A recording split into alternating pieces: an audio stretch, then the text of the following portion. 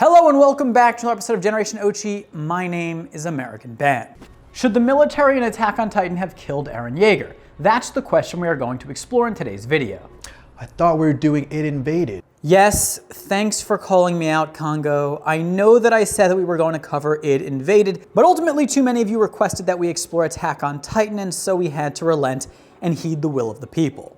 It's funny, part of the shtick we do on this channel involves me being the reluctant anime enthusiast who originally rejected the world of anime before returning to it now with a more open mind seeking to learn to love it, while Congo is the true otaku. I tried to watch Attack on Titan quite a few years ago, got through the first 8 episodes or so, and then quit. Why?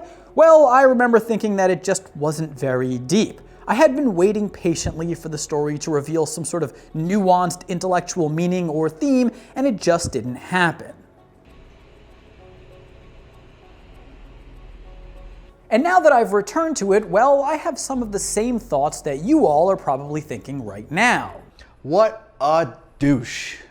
Yeah, exactly, thoughts like those. I was a douche. I was too hard on Attack on Titan. It's an anime after all. It doesn't have to be a masterpiece like Frankenstein in order to be good. And Attack on Titan is good.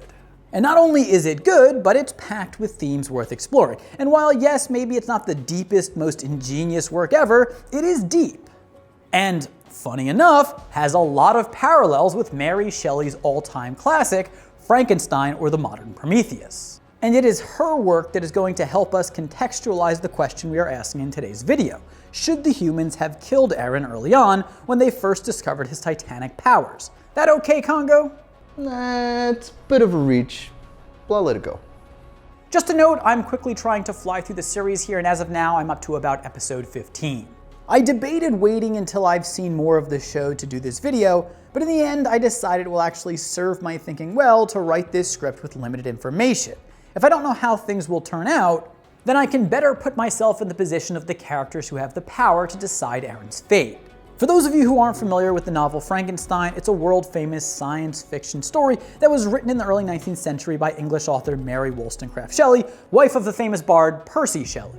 And if you're already struggling with feelings of inadequacy in your life, then you'll probably be loath to learn that Mary Shelley wrote this story at the ripe old age of 18 and published it when she was 20. Frankenstein tells the story of scientist Victor Frankenstein, who in a state of grief following his mother's death loses himself in his experiments and ends up discovering a method for reanimating non-living matter.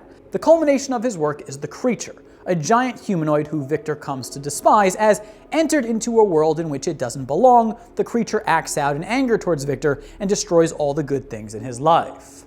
Dude, Gothic literature spoilers are still spoilers, bro. Seriously? For Frankenstein? Well, whatever. Anyways, it's a great book. Definitely read it. Anyway, Mary Shelley wrote Frankenstein in a time of rife scientific discovery. Electricity was a central focus of experimentation, and specifically germane to Shelley, scientists were performing research into the generation of electrical currents in biological organisms. Additionally, occult ideas were on the rise, and people were grappling with exploration into the mystical realm. It's thus fairly easy to speculate about where Mary Shelley might have drawn inspiration for her novel from.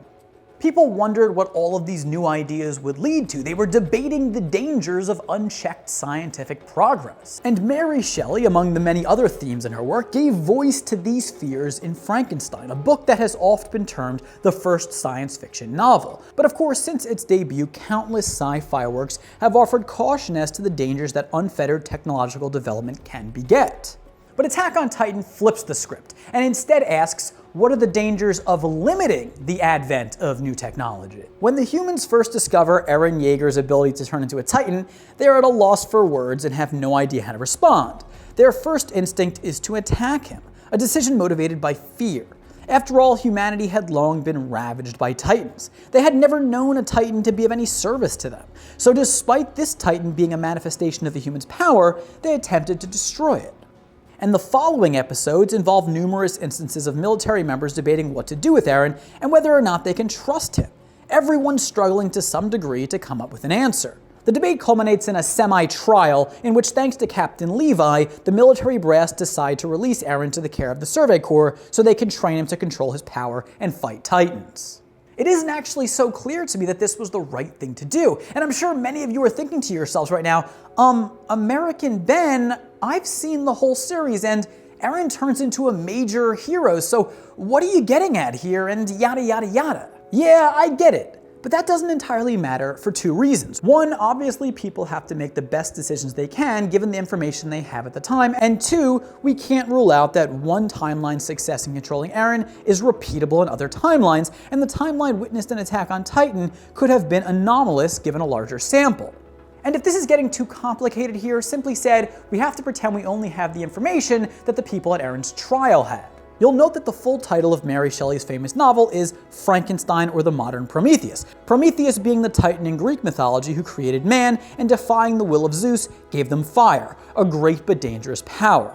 Well, to humanity, Eren is their Prometheus. The power that he offers humanity is akin to fire, and it can potentially both help aid in human survival and hinder it.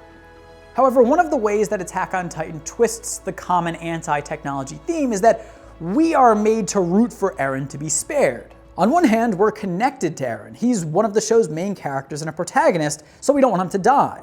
However, on the other hand, and even more importantly, you probably found yourself saying to the military, no, idiots, don't kill Eren, he's your one chance to beat these Titans. And thus the show makes us question the consequences of rejecting scientific discovery. If the humans keep Eren around, maybe they learn how to control him and or even replicate his power and find a way to truly rival the might of the Titans. The captured Titans, Sawney and Bean, also force us to struggle with the idea of keeping Titans around to the aid of humans. Whether ethical or not, Hanji's experimentation on these Titans was allowing humans to learn about their enemy. And when they were mysteriously killed, it's only natural to sense that the humans lost something of help in their fight against the larger Titan horde. Of course, when it comes to Sawney and Bean, there's other themes going on there as well, and we'll deal with those in a later video. Are you with me, Congo?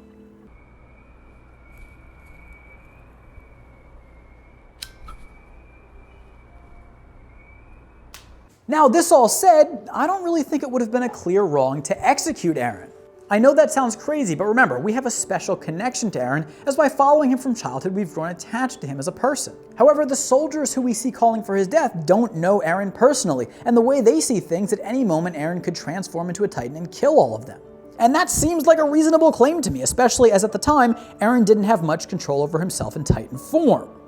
There is a chance that keeping Eren alive could go very wrong. The question is, which decision bears the greater risk for humanity? Keeping Eren around and risking him killing everyone, or executing him and foregoing maybe the one chance they have at wielding a power capable of balancing the scales in the ongoing Titan-human war just a bit? Hey, there's no perfect answer here, but yes, I do kind of feel like even at the time of Eren's trial, the greater risk for humanity was in killing him. I mean, the humans were not faring well in their fight against Titans, and were slowly being pushed back further and further into their already limited territory. That Eren's death could lead to the extinction of humanity is not such an outlandish suggestion.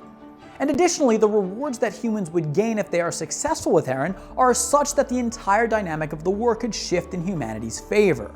I suppose in order to make the argument that killing Eren would have been right, one would need to attempt to demonstrate that the human position in the war at the time of his trial was better than one may think. And if you are part of what I suspect will be a tiny minority of people who are willing to argue against Eren, then I'd be very interested to see what you have to say in the comments below. Hey, I know that I arrived at the expected answer here, but that's okay. My goal with these types of videos is just to challenge conventional thinking and get people to grapple with their assumptions. We shouldn't just blindly assume that killing Eren would have been the wrong thing to do. Right, Congo?